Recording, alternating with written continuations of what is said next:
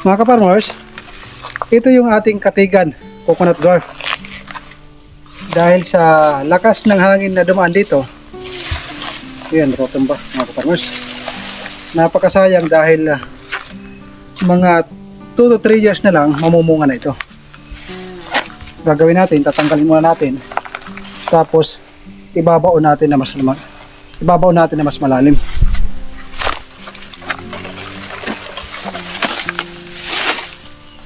Napakababaw ng kanyang pagkatanim mga ka-farmers. Tanim natin ng maayos para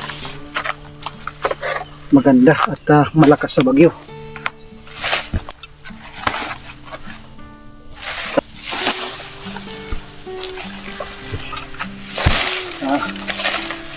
Sakto mga ka-farmers.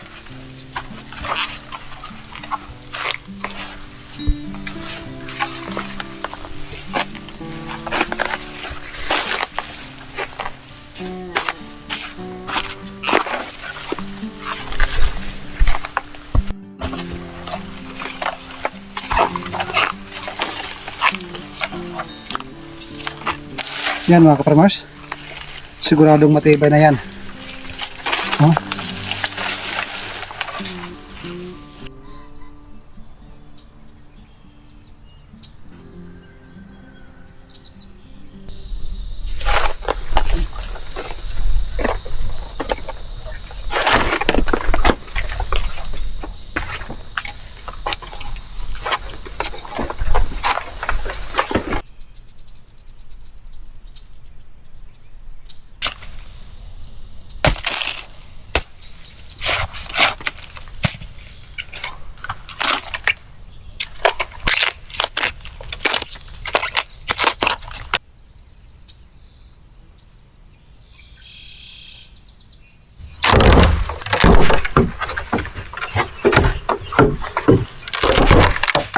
Habang busy ako sa pagbibiyak ng mga kawayan, si Brad naman busy sa paghahanda ng pagkain ng ating mga alaga mga ka-farmers.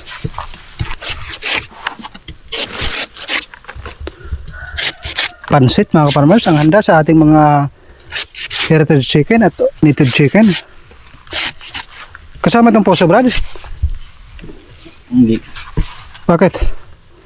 Pakainin siguro to. Tao nga kumakain ito. Sila pa kaya? Subukan mo lang.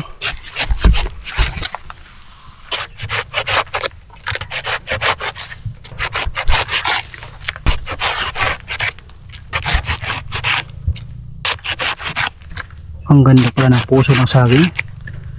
Sigurado ako kakainin yan mga ka-farmers.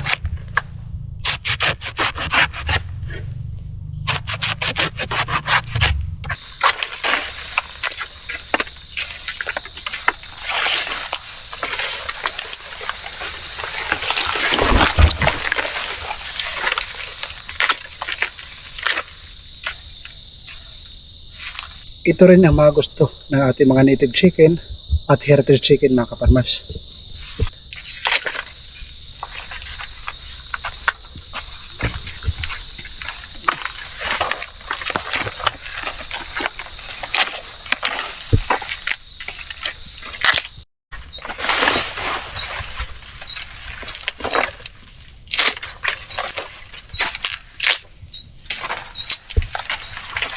Hawak.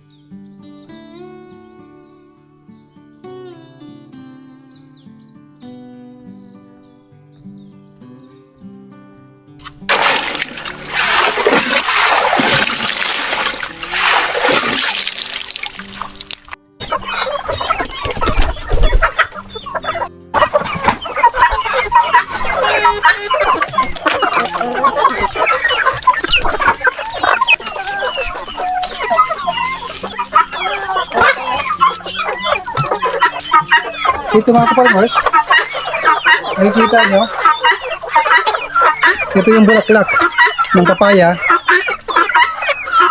ubos. At ito naman, Madre de Agua, ubos din mga ka-farmers. Ito, dahil malaki ito kanina, mahaba yan. Ubos na yung dito na mahaba. Ito naman yung kanilang tinitira. Dahon ng papaya mga ka-farmers. Ayan o. Nilarot mga ka-farmers. Yung isolane plant. Ayan. Napakarami sa gubat ng isolane plant. Nakita nyo naman kanina, napakarami ito. Pero ngayon, nakita nyo, halos wala na. Ito yung kadugtong ng papaya. Ayan yung kadugtong ng papaya na nahulog. Kung mag-aalaga tayo ng native chicken at heritage chicken, mas mainam na marami tayo na ibibigay sa kanila ng mga organic na pagkain.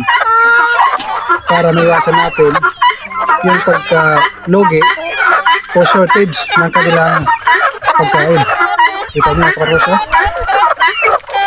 Ayaw tantanan. Yung bago natin binigay, pinapakiramdaman pa. Ayan. Tinitikpan pa mga kaparos. Sa totoo lang, sa pag-aalaga ng mga livestock na ganito, kaya natin makasurvive nang hindi tayo nagbibigay ng 100% commercial feeds. Let's say 70% organic and 30% commercial feeds mga kaparos. Ayan. Yung mga black astrolope at saka RIR, sinisimulan na nila. Lalapit na yung mga iba.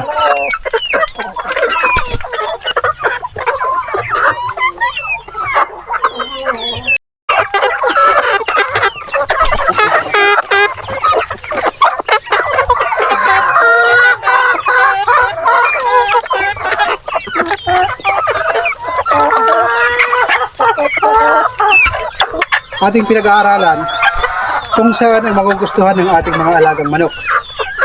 Mayroon tayong 5 choices na ibinigay sa kanila na pure organic mga ka-farmers. Ito yung bulaklak ng papaya. Kinakain, tinutuka. Ito yung Madre de Agua. Marami nang naubos mga ka-farmers. Ito yung puno ng papaya mga ka-farmers. Binalatan ko. Yung natira, yung gitna, yung bukag kung tawagin. Sa tingin ko, ito ang nagwagi. Makikita nyo naman kung gaano sila kagana kumain at ayaw nilang tigilan. Ito naman yung dahon ng papaya mga ka-farmers. Tinikman nila, tinuka, pero hindi sila dito nag-focus. Pero ang mangyayari, pag naubos yan, ito na naman at yung iba yung kanilang kakainin. Ito rin, kinakain nila. Ito yung tambal sa diabetic. Yung kalimutan ko yung pangalan mga kaparwes. Pag-comment na lang kung kayo ay nakakaalam sa pangalan dito. Basta maganda ito para sa mga diabetic. Nabubuhay ito sa wild, dito sa jungle, dito sa bukid sa probinsya mga kaparwes. Napakarami ito. Yung mga organic na yan, pag naubos yan, yung mga favorite nila, lahat ito ay mauubos. Lahat ito ay libre natin makukuha dito sa ating mga gubat mga ka-farmers. Katulad nito, lalaki na papaya. Wala naman nagbabawal na magputo dyan. Ito sa mga gubat mga ka-farmers, napakarami nito. Kung walang apat na yan, sigurado dito sila magpo-focus. Kaya kung tayo ay mag-aalaga mga ka-farmers, lalo na sa mga gusto ng organic meat production or egg production mga ka-farmers, marami tayong mapagpipilian na makakuha tayo ng libre sa ating probinsya. Kaya walang rason para hindi tayo makapagsimula sa farming business sa maliit na halaga.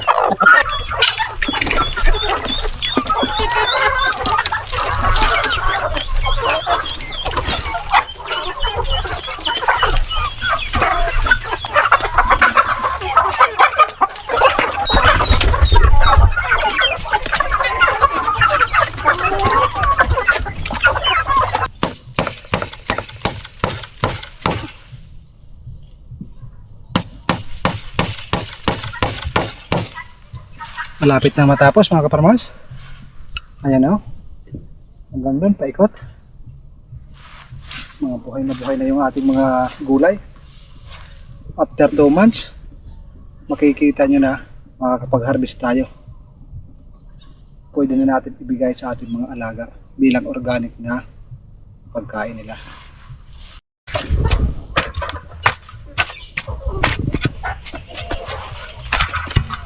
Ito mga kaparmers, papaya. Bawat hukay lalagyan natin ng 3 mga kaparmers.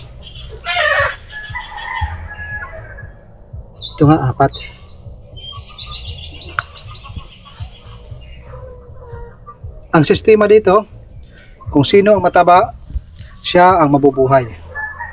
Kaya sa mga matataba, salamat kayo. Sila makakasurvive. Okay? Palatandaan na mayroon tanim dito mga kaparmers. 1, 2, 3, 4. Ang purpose ko dito, organic na pagkain ng ating mga alaga. Kung may sobra at maganda pagkain ng tao, pwede pang benta mga kaparmers.